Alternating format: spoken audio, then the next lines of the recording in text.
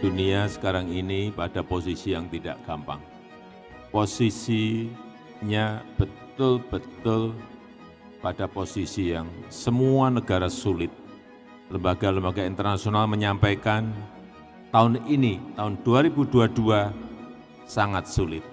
Tahun depan mereka menyampaikan akan lebih gelap.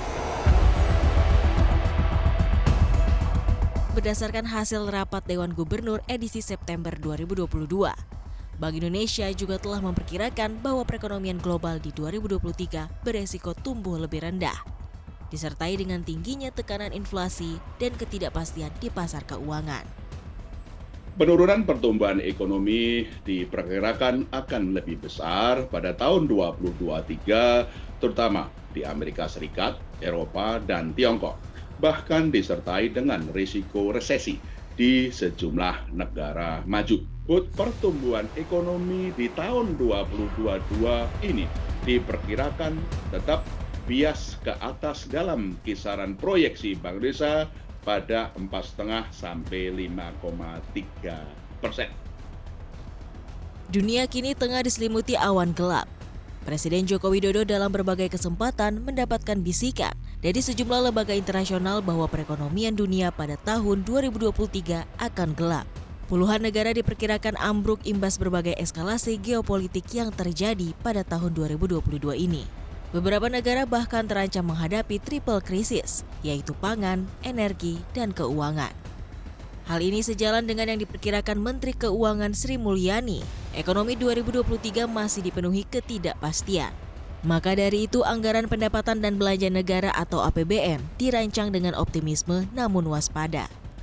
Oleh karena itu, upaya untuk mengembalikan defisit APBN di bawah 3% dari PDB adalah wujud keseimbangan antara tetap menggunakan APBN sebagai pelindung dan pengaman ekonomi dan masyarakat, namun pada saat yang sama konsolidasi fiskal untuk memulihkan dan menjaga kesehatan APBN itu sendiri harus terus dijaga dan dilaksanakan dengan disiplin dan konsisten. Pemerintah telah menaikkan harga BBM sebagai respon menjaga beban APBN terhadap alokasi subsidi dan kompensasi BBM, di mana anggarannya kian membengkak di tengah kenaikan harga minyak dunia yang melonjak tinggi. Pemerintah mengklaim fungsi APBN terganggu karena lebih dari 80% masyarakat kelas atas yang justru menikmati subsidi BBM. Selain subsidi BBM, tingginya harga gas dunia juga membuat subsidi LPG 3 kg kian melonjak. Pasalnya selisih harga antara LPG non-subsidi dengan LPG subsidi sangat besar, sehingga membuat masyarakat memburu LPG subsidi. Wacana konversi LPG bersubsidi ke kompor listrik pada tahun 2022 ini pun dinilai menjadi cara mudah untuk memangkas subsidi. Namun nyatanya baik pemerintah maupun masyarakat sama-sama belum siap. Bahkan Menteri Keuangan Sri Mulyani juga berencana ingin mengubah skema pensiunan PNS yang saat ini pay as you go menjadi fully funded. Selama ini dana pensiun nyatanya sangat menyita APBN. Pada tahun 2021 lalu negara mengucurkan dana mencapai 2.800 triliun rupiah untuk dana pensiun PNS, termasuk Polri dan TNI. Pemerintah pun merasa menggelontorkan dana pensiunan adalah beban dengan resiko panjang. Pengamat ekonomi Peter Abdullah menilai, menaikkan harga BBM, konversi LPG subsidi hingga mengubah skema dana pensiun menjadi deretan langkah yang diambil pemerintah demi mengurangi beban dan defisit APBN. Terlebih awan gelap yang akan menyelimuti perekonomian global di tahun 2023 membuat pemerintah kembali menerapkan disiplin fiskal dengan maksimum defisit tidak lebih dari 3% dari PDB dalam instrumen APBN tahun 2023. Pemerintah merasa perlu untuk memperbaiki struktur postur dari APBN kita, ya. Dan utamanya lagi tahun depan, tahun 2023 itu kan sudah ada normalisasi fiskal, ya. Yang pada tahun 3 tahun terakhir ini, tahun 2020, 2021, 2022 kita dipayungi dengan Perpu, kita boleh defisit lebih dari 3%, itu sudah berakhir tahun ini. Kita sudah harus kembali defisit tidak boleh lebih dari 3% PDB APBN.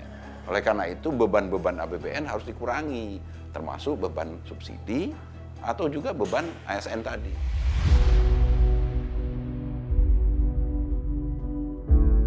Solusi kita atau apa yang bisa kita andalkan untuk menghadapi kondisi global, gejolak global itu adalah mengandalkan domestik. Ya, kalau globalnya nggak bisa diandalin, ya kita andalin domestik seharusnya. Dan untuk itu kita punya peluang yang besar. Karena selama ini perekonomian Indonesia itu memang lebih bertumpu kepada perekonomian domestik.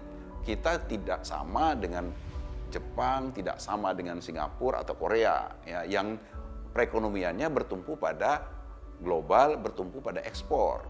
Ya. Kontribusi ekspor mereka sangat besar, sementara kontribusi ekspor kita relatif kecil. Yang kita andalkan adalah konsumsi dalam negeri, investasi dalam negeri. Jadi kita bisa selamat menghadapi tantangan global kalau perekonomian domestiknya tumbuh baik, kuat. Dan itu bisa kita harapkan karena kita sedang mengalami proses pemulihan ekonomi.